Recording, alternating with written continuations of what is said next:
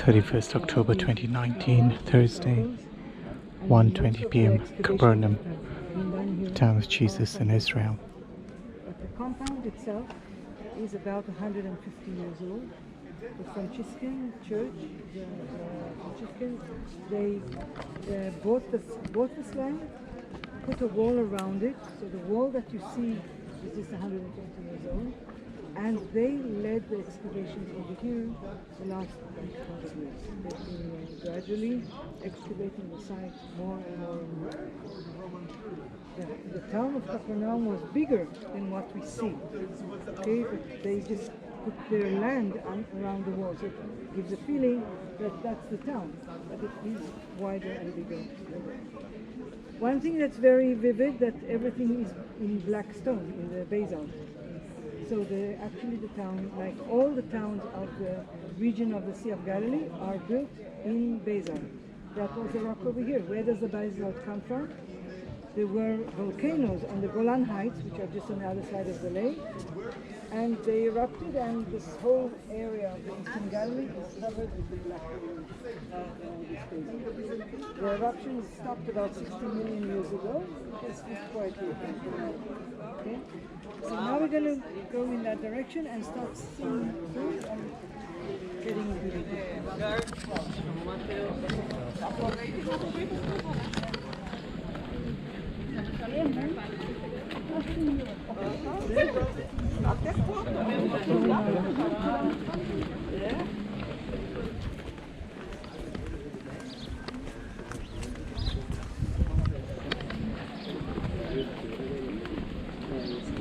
Esse é o povo.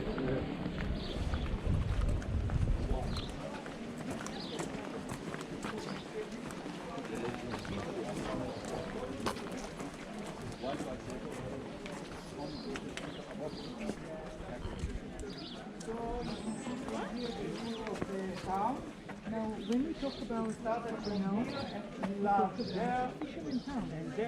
All of people that lived over here, they had a pier where they laid out fish, and they had the houses over here. Now, what we see here are remainings of houses that not built to the top. You don't see the roofs. The roofs are gone. But you see the walls like halfway up, more or less. Part of these houses were ruined, and the Franciscans disabled them back to the way that they used to be, constructed them again, and part of them actually stood this way. Now, one thing that is very common in this area is making inside windows to the house. You see over here? They make part of the wall was open to have ventilation inside the house. So we see that remaining over here, and we see this kind of building also in other towns from that time that are in this region. It is called a Chorazim window. It is an actual archaeological term, Chorazim window. We see it over here. Now you see this device over here. This is part of a grinding stone. Grinding stone can be used for wheat, can also be used for crushing olives and making olive oil over here. So you see, you have the round stone, and then you have another piece that sits on it, and you turn it around. You see the handles over there. To turn it around, and in this way you grind things, and the thing that you're grinding falls to the bottom. So you see this here, and we're going to see more of them on the other side. Now, what's important to understand when we look here, because we're going to see it later on in the house of Peter, which is there. We're going to get to that in a few minutes. That the houses were built in clusters. Like you see, room, and then around it was a little corridor or a street or a lane. And then another cluster with rooms and a corridor. A family had a room, okay? Not unless you're really rich, you have more than one room, but they lived in like a community kind of binding area where you have like this hall here with the opening window in the middle. That's one family, okay? But they use the walls together. Like one wall is for one side and from the other side another family. We call them clusters. Now this town of Capernum, it was quite big. About 5,000 people were living here, and the famous people we know who lived here were Peter, James, and other of the disciples of Jesus. And he came here in the time of his ministry, at the time that he was teaching. He performed here many miracles. He performed here many teachings. I'm not going to stop reading, it's a long story. Not for this time of the day. But we do remember that it was a central place for the activity of Jesus on the shore of the Sea of Galilee. Now, this location is also a strategic location because we're on the border of the Golan. You see the Golan is to the north and to our right, and that was the edge of the kingdom of Judah. Okay, beyond this line was a pagan land. We know the story. We're going to talk about it when we drive back. We will pass where Jesus crossed the lake on a boat and come to the shore, and the pigs start running down in the pagan land. It's just on the other side of the lake. So the pagan culture is just nearby. So to be on the border to do your ministry, it reflects two things, in my humble opinion. One, that you're in a strategic point where people are coming and going, and you can influence more. On the other hand, if you're in trouble, you can just cross the border and disappear. Yeah. Okay, so this is a location that they say it was chosen not accidentally over here. Now the synagogue, and this is the big story of Capernum. We see here a building of a synagogue that was built in the 6th century. That 6th century is 500 years after Jesus. And we see another thing. We see a synagogue built in white stone. What is white stone doing in the basalt area? That's out of context. And then we see another thing, that the decorations of this synagogue are Roman style, which Roman is 1st, 2nd century. Why is it here? So we have a synagogue that's displaced, it's out of context over here. This is not the synagogue of the time of Jesus. This is a synagogue later on, but still Jewish. And when we talk about Christian, we talk about that building.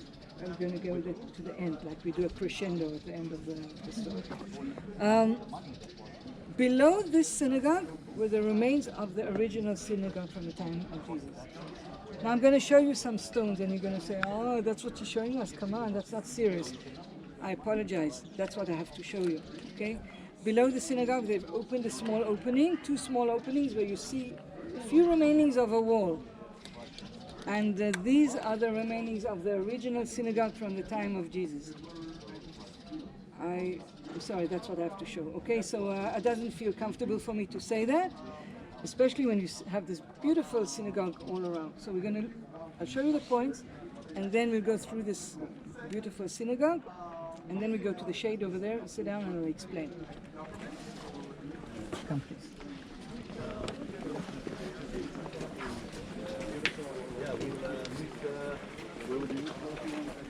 The entrance. Let's give them. What time is it now? It's. I have to. So guys, we have to be 2 and the boat, so we need 10 minutes to walk. So you see here remains of floors and walls at this point from the original synagogue at the bottom. And above that was built the later on synagogue in the 5th century. Now let's go inside and you'll see another point.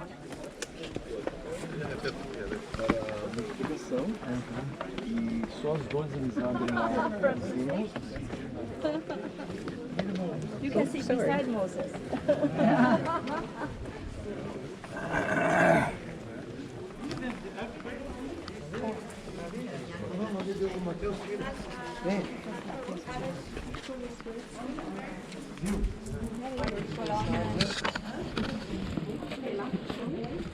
Tem os dois?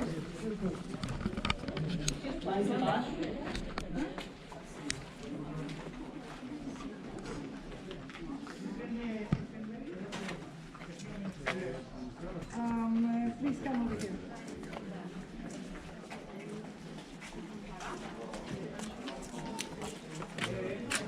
Also here we see remaining of a wall and a door, an entrance door.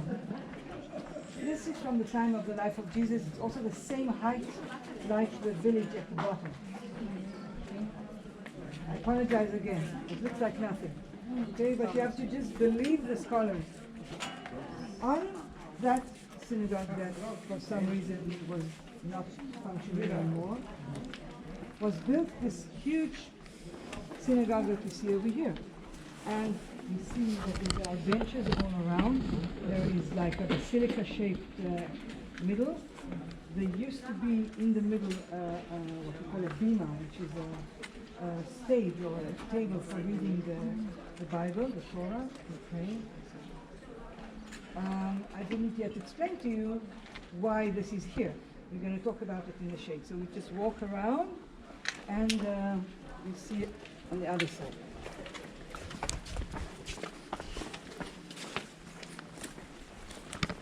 As we walk here, look through the openings and you see more houses from the Jesus time town.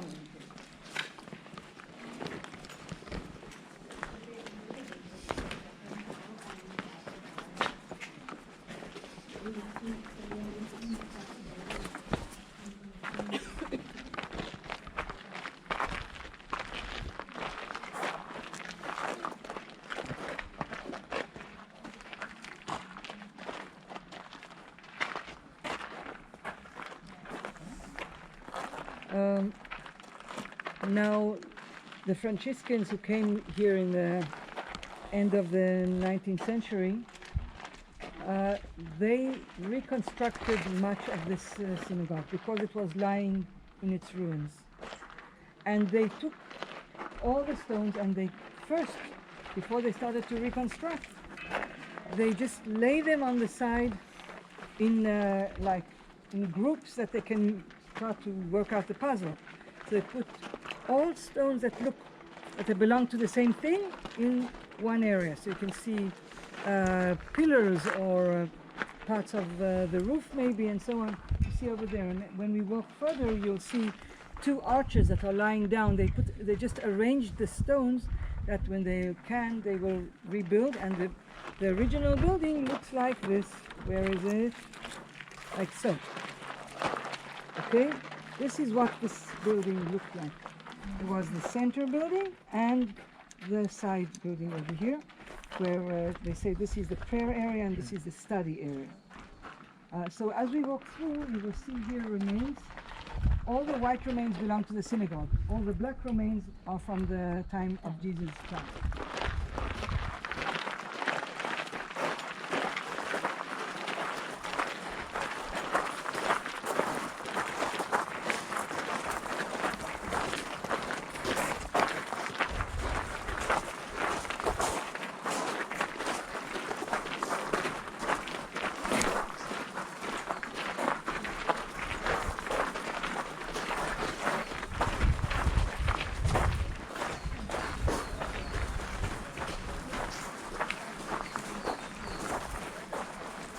Like that in this area was a workshop.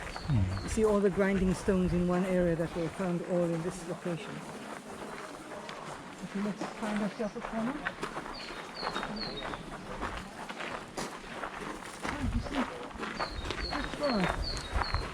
The relief before.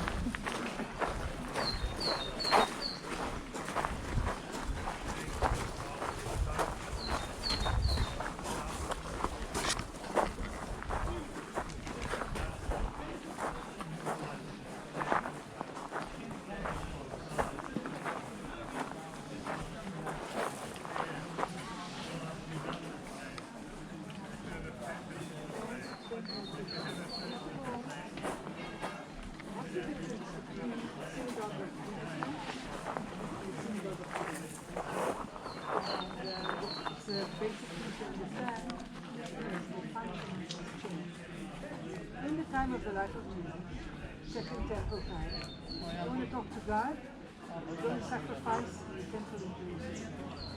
That's the way to communicate with God. the prayer, the way we talk of prayer, did not exist in that time. There are places in the Bible that are written that people pray. Personal prayer, of Hannah that prayed, or Elizabeth that prayed, and so on. But I'm talking about a congregational prayer that we have today. We did not have one.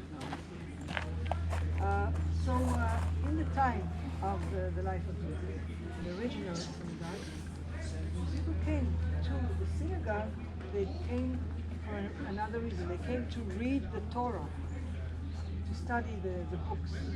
Because the books in that time, they were very fresh, they were really new.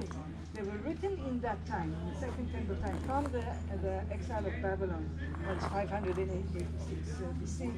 They started writing the Bible books, and into the Second Temple era, they were still writing. So to learn the Bible, it was like taking a new Netflix series, new set of books to study them. And that's what they did. The meaning of Knesset, the Hebrew word for synagogue, gathering house. In Roman was used for congregational use, community use, and for studying the Torah. Now, in the year 70, Jesus' time, there was a rebellion, and the temple in Jerusalem was burned. And now there's no more temple, so you can't sacrifice. You're going to talk to God. People don't want to talk to God. You do, So then the rabbis had the wisdom to change. They said, we cannot sacrifice, we will use the synagogue in a literary sacrifice. We will pray. The prayer is a substitute for the sacrifice. And that's when prayer as a congregational activity started then. So we're talking about after the Temple of Jerusalem, then actually started prayer. So in the synagogue until this day, there are prayers, and 3 times a week reading the Torah. Monday, Thursday, and Saturday. These are the reading of the Torah days, and the rest of the week is only prayers.